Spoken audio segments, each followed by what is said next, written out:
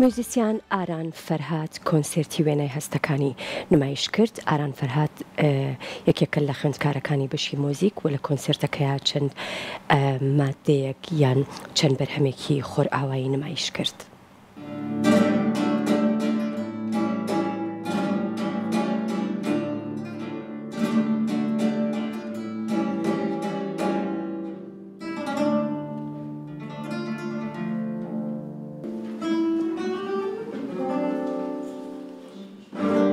مەسەڵەن لە سازدانی ئەم کۆنسێرتە دابینکردنیش کولتورێکی جیاوازە بۆی کە خەڵک ئاشنا بن بە کولتوری کە و کولتوری جیاواز لە کولتوری خۆمان.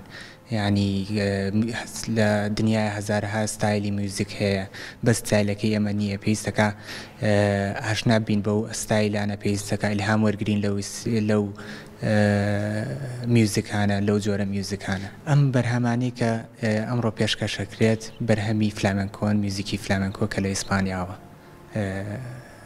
دەستی پێ کردووە.